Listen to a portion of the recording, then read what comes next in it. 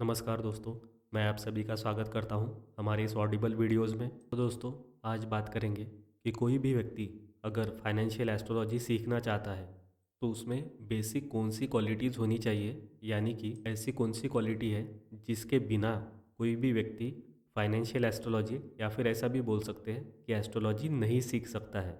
दोस्तों, इसमें हम नॉलेज, पेशेंस, इन सब चीज़ों की बात नहीं करेंगे क्योंकि ये बहुत ही कॉमन चीज़ है और हमें देखना है just astrology point of view से। सो दोस्तों, एस्ट्रोलॉजी पॉइंट ऑफ व्यू से अगर हम देखें तो सबसे बड़ी जो चीज़ निकल के आती है वो होती है बुद्धि।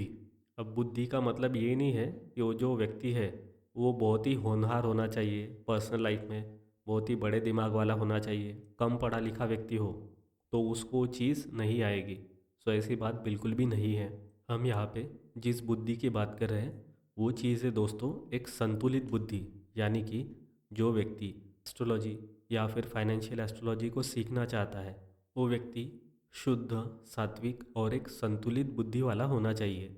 ये जो चीज़ है ये 100% मैंडेटरी है। अगर ऐसा होगा तो ही वो व्यक्ति फाइनेंशियल एस्ट्रोलॉजी या फिर एस्ट्रोलॉजी सीख पाएगा, और अगर ऐसा नहीं है तो वो व्यक्ति सीखते सीखते ऐसा हो जाएगा और ऐसा होने के बाद उसको एक्चुअल में चीज़ें समझते जाएगी। अभी शुद्ध, सात्विक और मेनली संतुलित बुद्धि क्या होती है ये हम देखेंगे। दोस्तों, इसी चीज़ की जो डेफिनेशन है हमारे वेदों में आती है वो तो बहुत बड़ी है। उसी डेफिनेशन को दोस्तों मैं थोड़ा आपको शॉर्ट में बताता हूँ। सो इसी में जो पहले दो पॉइंट है, शुद्ध और सात्विक, वो सिग्निफाई करते हैं कि आपके जो थॉट्स है वो हमेशा प्योर होने चाहिए। प्योरिटी ऑफ थॉट्स होना ज़रूरी है।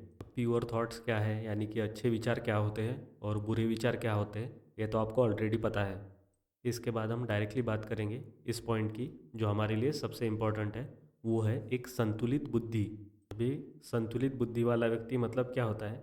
ऐसा व्यक्ति जो कि छोटे मोटे इमोशनल डैमेज से कमज़ोर नहीं पड़ता, यानी कि उसकी इमोशनल पावर जो है, जो स्ट्रेंथ है, वो बहुत ही ज़्यादा है। छोटी मोटी जो चीज़ें हैं वो उसे बहका नहीं सकती है। यानी कि वो व्यक्ति डिफ्रेंशिएट कर सकता है कि लालच क्या होती है, छलावा क्या होता है, सच क्या होता है, झूठ क्या होता है।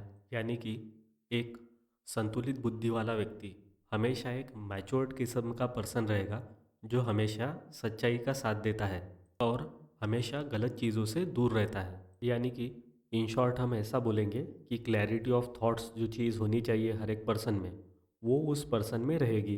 इसी को कहा जाता है स्थिर बुद्धि वाला इंसान। अब ये चीज़ जो है वो इम्पोर्टेंट क्यों है ये हम देखेंगे। तो दोस्तों, आपने एक चीज़ सुनी होगी कि half knowledge is dangerous knowledge.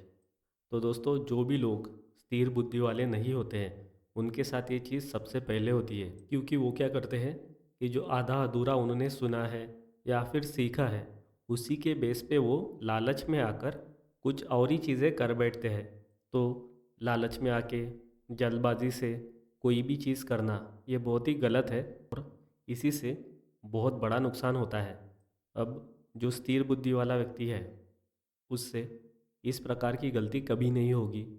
स्थिर बुद्धि वाला व्यक्ति क्या करता है कि वो सबसे पहले चीज़ों को सीखेगा, उसको सफिशेंट टाइम देगा, ऑब्जर्वेशन कुछ ना कुछ रखेगा, उसी के बाद किसी प्रकार के निर्णय पे आएगा और कभी भी जल्दबाजी में कोई भी स्टेप नहीं लेगा।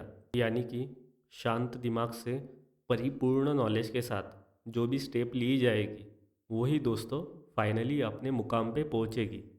और ऐसा जो भी व्यक्ति कर पाएगा उसी को हम बोलेंगे स्थिर बुद्धि वाला मनुष्य।